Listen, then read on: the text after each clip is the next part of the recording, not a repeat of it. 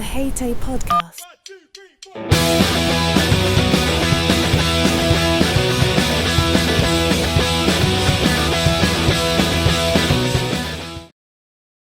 Hello and welcome back to the H.A.T.A.E podcast with me, Benjamin Madel. Today I'm joined by my guest sitting there in sunny London. It's Skye Cripps-Jackson. How are you, Skye?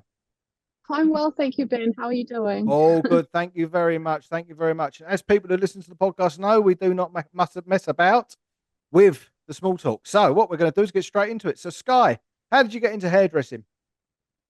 My journey into hairdressing was, I suppose you can call it a little bit of a cliche. You know, I was at school. I was always kind of more into the arts and like hands-on side of things, or subjects that we were taught. And I started working in a salon when I was 14, sweeping the floor after school, and decided that I wanted to do that.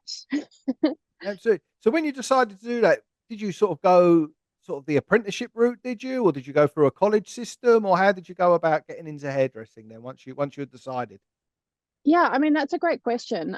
Because I started when I was 14 and I left school when I was like 15, 16, I was too young to work full time. So I had to go through an academy. I trained in New Zealand, and I think the benefit for me was going through training from that young age. And the way that it is structured there is that whilst I was at academy, I was applying tints and, neutralizing perms, and everything was very hands on whilst I was developing my skill set. And then when I finished my academy diploma, it was hairdressing diploma, in 2000, I went into an apprenticeship at that same salon, which was like just a little suburban salon in Auckland. And yeah, completed my apprenticeship there, whereby same thing, like I continue to develop my color skills. And then once I had finished the color modules, you move on to cutting. And then from there, I moved to a different salon, which had a lot to do with the fashion industry in New Zealand and Australia. And that's essentially how I got my first taste of working as a session hairstylist and at that time makeup artist, when I was about 17, 18. Yeah, so you're quite young then going into that sort of session world and whatnot. Is that Oh quite common? yeah. Is that quite common out there, sort of in New Zealand, Australia? I know I had a guy, Lee Machin, who I think you know, on a little while ago, and he was saying to me about he's recently moved down to Australia and having to do the makeup as well. Is that sort of a prerequisite down there if you're going to be working in that scene? It's definitely helpful. Like I think like in New Zealand there has always been like more of an ad and movie scene than a fashion scene. So having at the very minimum like a good awareness of both is really helpful if you want to work in the session world. I think if you work in Australia or grow up in Australia, there is a little more opportunity to specialize. But even then, I think it is still helpful in smaller communities. And actually, even now, as budgets are changing, to be able to turn your hand to at least a little bit of something, But I think, the way I did it was, my friend who's now actually a dear friend of mine, she gave me great advice. She was a makeup artist and she moved over from Canada. And she was like, Skye, whatever you do, don't. She was like, whatever you do, finish your hairdressing apprenticeship, because you can always fall in and out of makeup, but having a stronger base in hair will ensure you will ensure you like longer financial security. And it has, to be honest. Yeah. Like through the pandemic, through this, through that, and market fluctuations, like I still do clients and I love it. It's one of my favorite parts of the job, but it's like something that I've just always had. Yeah, absolutely. It's something, I mean, as your friend as a makeup artist testify, it's always something that I've thought that as hairdressers, we're quite lucky in the session world, because Yeah. we can always go and do a couple of clients. We can always, if it gets a bit tight, we can always go back to the shop. Whereas if you're a Yeah. makeup artist or a stylist or whatever, photographers probably can do the same. They can sort of try and do family portraits or sort of more traditional route stuff. But other than that, it's a very, very tough industry if you haven't got that thing there, isn't it? I think so. And I think the unique thing with hairdressing and makeup as well, but like we're talking about hairdressing because it's my view that you immediately, by having gone for an apprenticeship, have at least like a basic understanding of like how to build your own small business via like building a clientele. And within that, like, you will always have the freedom to do the kind of work that you like to do, and then collaborate with other people where you can also bring their vision to life, you know. So I think, you know, as a hairstylist, you are always lucky in that regard, because, you know, you can diversify and work with lots of different kinds of people, but still do exactly what you like to do when you're working with your private clients.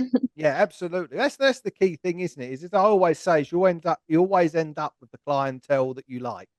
You know, if you've been doing it, Definitely. if you do it long enough, you're going to be all right. That's the thing. Is getting through that first early stages of sort of getting through everyone, just doing everything you can, and then once you can settle down, it's nice and easy. So then how long were you there at the salon then? So once you moved into the session salon, the more fashion focused salon, how long were you there for? Do you know what? Actually, I was there on and off for 10 years. So I completed my training. I had to retrain again when I went there, because obviously it was like a different kind of standard. And they had their own way that they liked things being done, you know, like balayage wasn't quite a thing at that point, but it was, you know, it was nudging into like the freehand style of color work, which at that point was just like fascinating, you know, like it was so anti that 90s Spice Girls, what was that halo color, you know, where it's blonde on top and black underneath and stuff. And I still think that stuff was really fun, but, you know, like that wasn't the kind of work that they were focused on doing. What was your question, please? It was just how long were you there for? How long were you there for? And Ah, then yeah, because I obviously know your story a little bit better than other people, so we're leading into yeah, when yeah. you left. Yeah, When I left, so I was there on and off for 10 years. I finished my training there, and through there, like I say, I was working a lot in the New Zealand fashion scene, like you know, doing my own shows and stuff for New Zealand Fashion Week for local designers, and then also you know, like Kevin Murphy, Weller sometimes take me over to Sydney to go and work with other teams. And then, you know, I went traveling for a bit. I took a couple of years off because I just needed a break. I did my 10 years. I always said that I was going to give it 10 years and then have a break. So I did that, and I kind of like quit and went traveling around the world and worked on private yachts.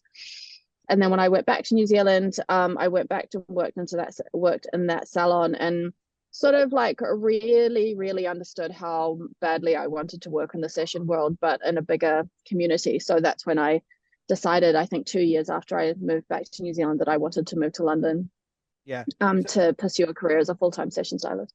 Yeah. So was that a decision you came to sort of during your time off as well? Was that something that you thought, well, you'd obviously done the traveling bit and whatnot, and were thinking, well, is it time to sort of, spread my wings a bit? Or was it something that you sort once you got back into the salon, it was a case of like, no, I've got to go here. I mean, and honestly, when I went traveling, I kind of quit my hairdressing in my mind. Like, I completely parked it. I thought I was going to go and work on back on the boats as a chef. I was going to do like a chef's course and go and work on like yeah, private yachts as a chef. And then I went back to New Zealand, and people just started asking me to cut their hair again. And then I was like, oh, actually, I'm like quite good at this, and actually I do really enjoy it. And then I sort of just fell back into it in a way. And then when I fell back into it was when I realized that what I needed was not like a complete career change, but a change in the way that I worked and the change in the focus. You know, like what I was feeling was that I was done with the salon, not that I was done with hairdressing Yeah. as a career.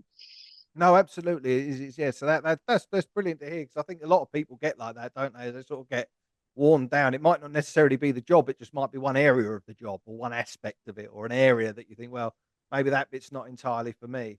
But when you decided, Well, and sometimes you do just need to walk away. You know, yeah, I think that's the thing. Sometimes you do just need to like completely park something and like almost behave as if it doesn't exist to re-enter the room, so to speak. yeah, no, absolutely, come in with a fresh pair of eyes, and you're not as worn out, not as worn down by it all, and the little things that don't really matter have not become the big things, and they've shrunk again. So Yeah, exactly. when you decided to leave, was London your first port of call? Was that the place you thought, I'm going to London? You didn't think of Milan or Paris or New York or somewhere like that? No, yeah. So London was my favorite. So I went traveling like through South America, through Europe, like stopped in London. And the first time I came to London, as soon as I landed in London, it felt like home, you Yeah, know. And so And in fact, to the point that I nearly didn't make it to this job on this boat that I had in Mallorca, because I was like, I don't actually want to leave London. Yeah. But I did it because I'd already committed to that course for, like, you know, to that part of my Yeah. life. And so when I left New Zealand, it was always, there was a moment where I suppose, like gathering my courage, to be honest with you, and like figuring out how much courage I had to do it. So I was like, Sydney or London. But I was like, I kind of, at that point, I think I was what, 25, 26 or something. And I was like, you know, I kind of know how Sydney's going to work out, or I know more or less how Melbourne is going to work out. But, you know, London is a higher risk, but also has potential to be a higher reward. Like basically the mindset that I ended up taking with me was, what if it works out? Yeah. That's the way to look at things, though, isn't it? Is, you know, it's what if it doesn't happen, but what if it does? You know, it's you know, what have you got, especially at that age? Yeah. What have you got to lose?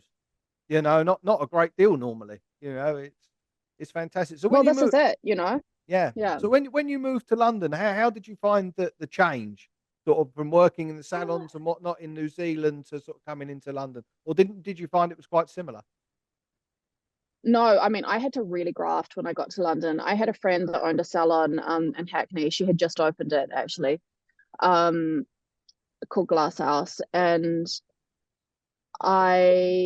she was the only contact I had in the industry. I didn't know anybody else in the industry, and I also didn't really know how it worked. So um I got given, like, I kind of did some like temp work at some various salons through an agent who just sent me to salons around London for, like, you know, day rates, not very much, but you know, day rates, which at that point was better than nothing. Yeah, um and then I basically spent like 3 months at my, like, iPad streaming through my phone, the Wi-Fi, um, look at, like, researching the industry and finding agencies, calling them, emailing them, calling them, emailing them, like, and like looking at different artists, like, because this was also before Instagram realized, you know, so it's like I had to really graft and like understand how it worked, and like you know, forge those contacts myself.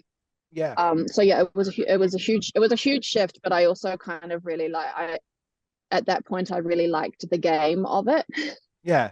for myself. Yeah, absolutely. Full of enthusiasm and youthful spirit and whatnot else, isn't it? It's you know, you do tend to, once you land somewhere new, especially I found myself in this very similar position sort of in Berlin. I knew no one. So it's like Yeah. the fun little game was building my business because I had nothing else to do. You know, you know, what'd Yeah. you do? Go sit in a bar on your own, go and sit in a restaurant on your own. It's like, no, no. And you end up Yeah, working it's like, because there's just nothing else to how do. far can you push it? Yeah, Yeah, yeah, yeah. literally, right? E- Yeah. Exactly. It's like, you know, there was not much else to do. So it was like, get out and, well, just work. We work then, something to do.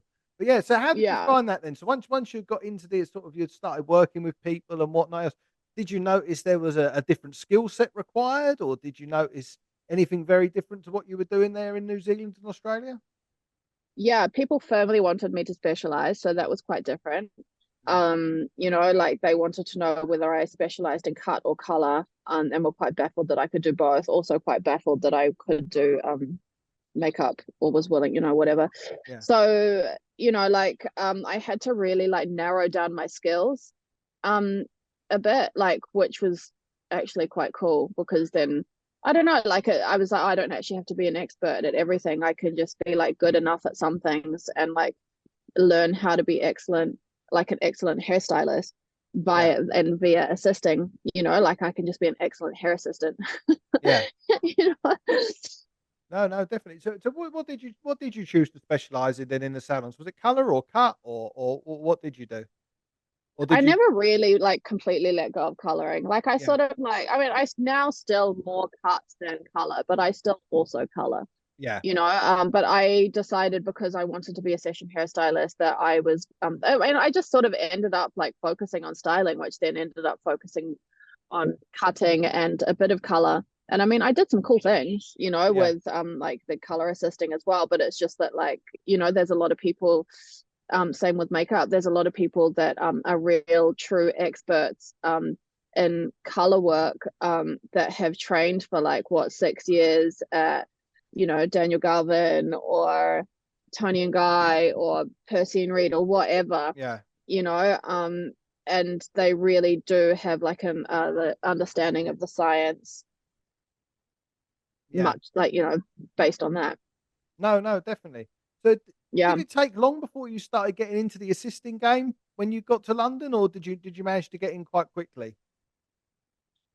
It took about 3 months of like constant like emailing for people to start replying to me, and then the ball started kind of rolling, and it was like, you know, a very classic the way that the industry works, where it was like, you know, one agency liked me, or one person from one agency liked me, and then I ended up assisting like a lot of people from that agency, and then from that experience I was able to like push out my assisting experience and get more artists to work with on, you know, on my side. And then also I was kind of I was in quite a hurry, which is fine, and a very like typical personality trait of mine, um to like assist in runway. And so like my first 6 months in London, I think I went out to Milan and Paris and like completely ran myself broke, Yeah. trying to get shows. But I got some shows, you know, like I Yeah. got like my first season I got a show with Guido, and I got some other bits and pieces which, you know, like kind of like landed me in there. And then the next season I got more and more. So yeah, I think about 3 months for people to get back to me, about 6 months for it to start to make sense. And in terms of, and like regular, and in terms of runway, it took about 2 seasons for me to start to get firmly on, um like more regularly on some of these show teams. And I think it took maybe like 18 months, and I started becoming like, started to travel with some of these bigger teams, Yeah. you know. So it does take time, you know. I think when I first moved to London, somebody who I was assisting, Lindell, who like has now passed away, but she said to me, she like, because she was Australian, and she was like, Sky, it's going to take about 10 years for you to, from like ground zero to being represented by like an agency, like a bigger agency. and and she was right. Yeah, It yeah, took yeah. 10 years. Well, that's the thing, especially, I mean, because this is going back a little while. It was the very vogue thing at the time, and I mean, I know a lot of people didn't do it the way that we done it, but a lot of it was very vogue. Everyone had to be a session stylist. You know, it was everyone was a session stylist for privates, be it because they were working on a product company team, or they were working in a salon, spent enough money, so they went off and done it. And it created, it's a lot of competition. But you touched on it there. Is like it's very expensive to do as well, you know, isn't it, at the start? When you're paying for your flights, you're paying for Yeah, your accommodation, you don't really know anyone else doing it yeah, perhaps. It's difficult to get into, isn't it? And I think that's something that people yeah. Like don't quite appreciate. you have to really be up for it. You have to really want it. And then also you kind of have to be able to accept that uh you know, that you have to be able to like navigate disappointment, you know. Yeah, And then reframe it quite quickly into a holiday or something. You know what I mean? It's yeah, like, you know, disappointing that I didn't get like that I got released on XYZ, but I'm gonna like make the most of it, you know. And I think there's definitely like a period of, I would say, 6 to 12 months where you kind of have to like accept that. And in truth, like I think there's aspects of that I mean, that learning makes you more able to handle things as you get further into your session career, because the dynamic of the industry doesn't really change. It just becomes uh it's not an assisting job that you've lost. It's like it's a job that you yourself as an artist have been confirmed or released on, you know. yeah, yeah. No, no, absolutely, absolutely. It's a tricky stick like that. Is that thing of, you know, because I was very lucky that I never really travelled unless I had full confirmation.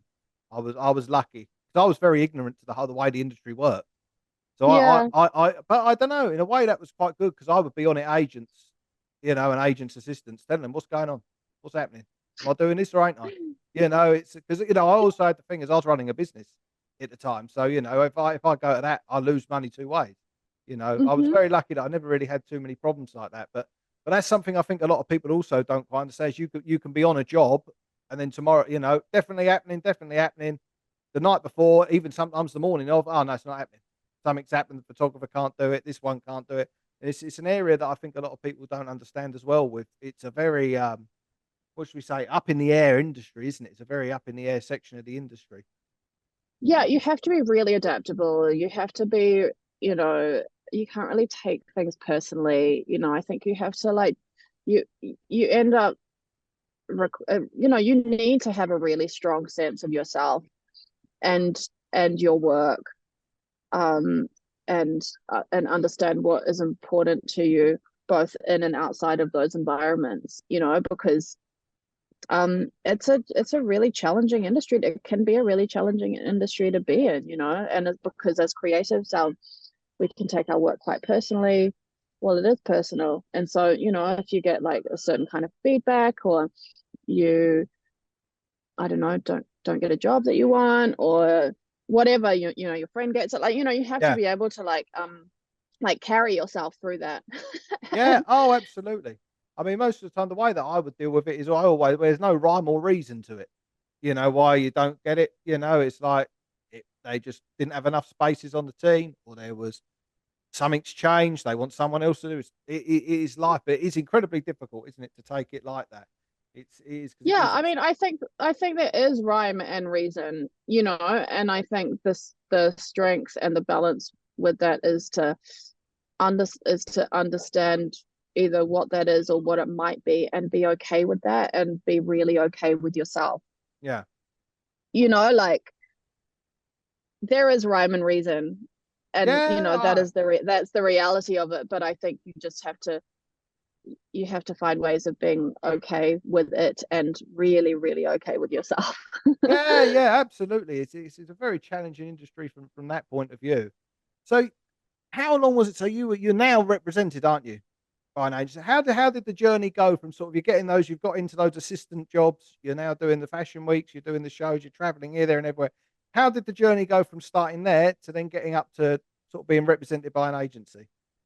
Oh, you know, you just kind of like, you know, it's an accumulation of the contacts that you make and the experience that you have. And then, you know, I think it's just the similar kind of thing where you just send like some emails and make connections, and, you know, like work on, you know, work on your Instagram, your branding, marketing, whatever, you know.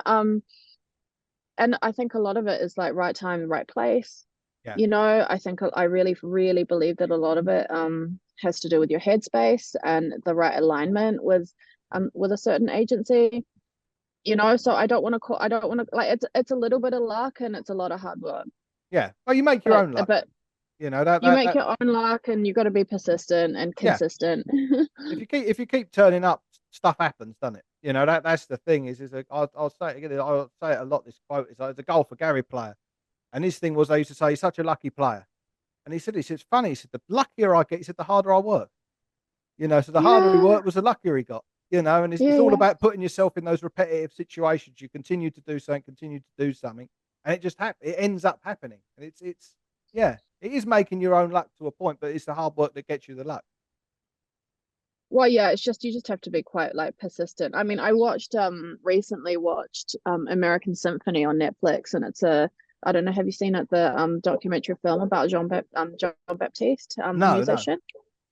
So no. basically it follows like his journey where he's creating this orchestral piece for the Grammys, and he's up for 5 Grammys, and then you know, the next day after he was told that he was nominated for 5 Grammys, he finds out that his wife has like relapsed cancer. And so it follows like that kind of like double-edged journey that he's going on. And there's one point um in the film where he's with his band making this orchestral piece, and he's like, you know, it's a funny, like, I'm paraphrasing, but he was like, you know, it's interesting being creative because you have to basically like walk the line between like really like creating something and believing that it's going to work, and at the same time knowing that it might not, and you have to reroute, Yeah, you know. And so it's like that's literally how it is. It's like you have to be like so firm and so secure, and also so flexible and so humble, you know. yeah. It's a squiggly line, isn't it? It's no, Oh yeah. it's not a straight line, straight to it, is it? So No. so is it so now you're sort of representing that. What are you specialising in now? You're doing more shows, you're doing shoots, you're doing more celebrity work. What area is it you're trying to work in at the moment then, Sky? Well, I'm like my background is fashion, so like a lot of the stuff I do is editorial. I've been doing working with some people for like press junkets and things. I'm on the development board, so we're kind of developing me at the moment. The agency that I'm represented by does a lot of red carpet, so like so it's a bit of red carpet, it's a bit of like fashion editorial, advertising stuff. Yeah, so I mean it's a bit of a mixed bag, Yeah. really. It's like, yeah. Do you enjoy that variety? Do you see it as well as going back sort of to in a similar vein to where you were sort of as you were just sort of coming to London, working in the salon? It's sort of finding that bit that you want to be in, finding that lane that you want to sort of push more towards. Do you think it's a bit like that at the moment, or are you sort of It's focused on trying to push in one direction? um, yeah, that's a really good question. I think there's a little bit of it finding me in a Yeah, way. Like I really like love doing hair. Like I really like the application aspect of what we do. Um and I do want to work like with people and celebrity red carpet, etc. And I also really like the fashion side. So um I I want both. yeah, yeah. Nothing wrong with that. Nothing wrong with that. um so it's kind of like, yeah, and at the same time it's about walking that tightrope and letting those things, being open to receive the opportunities as they land. Yeah, that's the thing, isn't it? Is it? I mean, my career's been slightly different to yours, but it's just find out what comes. If it comes, take it. If you don't want to take it, don't take it. Just see where it sort of evolves to, isn't it? That's the way that I always used to work.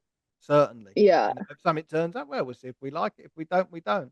It's always quite interesting to see because you sort of speak to a lot of people. It's sort of they think session work is purely just working on the shows, working on the editorial stuff.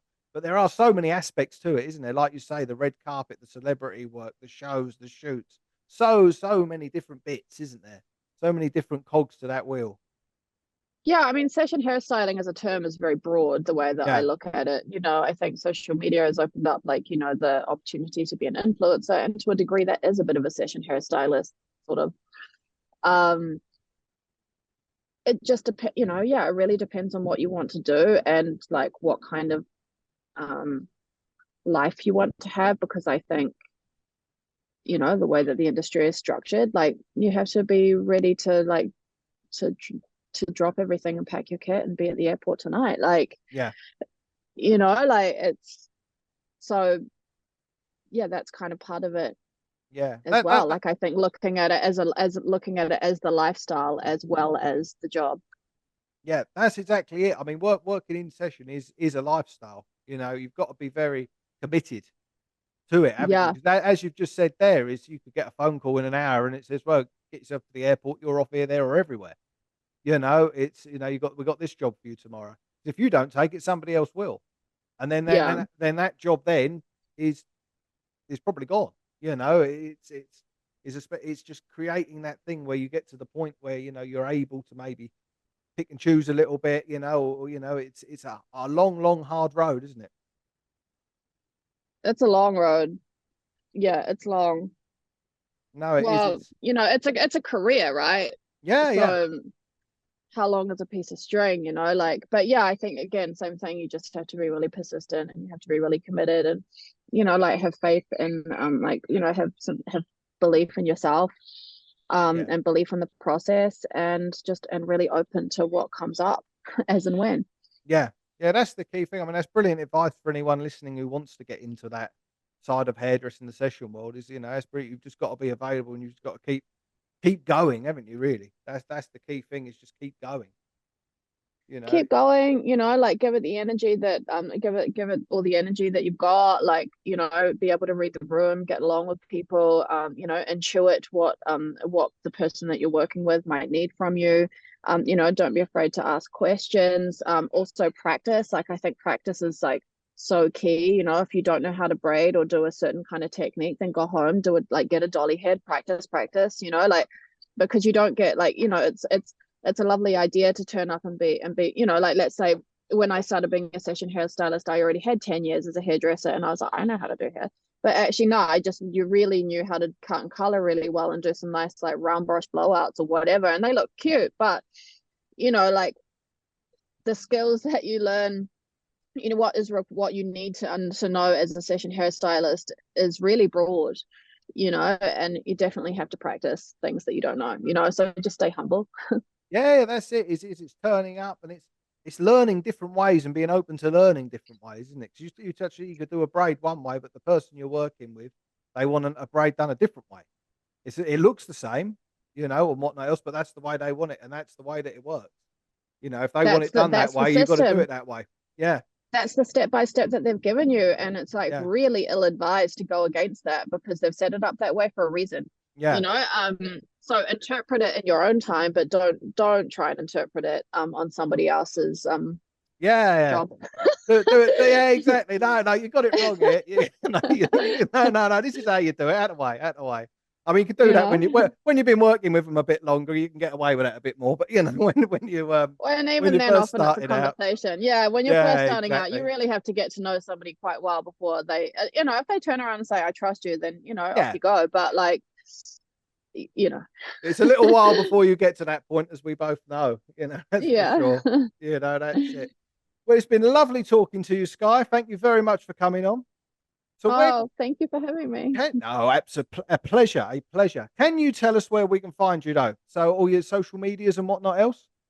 Yeah, so my social media actually is quite like compact. Like I'm basically just on Instagram. My Instagram handle is at bysky.hair. That's Okay, like sky by BYSKY dot hair. Yeah, that's basically where you can get me. perfect. We'll put all that in the show notes anyway. So people, if they want to come and check your work out and whatnot else, they can come and find you. Once again, Sky, Okay, cool. absolute pleasure talking to you. Thank you very much. Bye Thank you so bye. much. No trouble. Bye.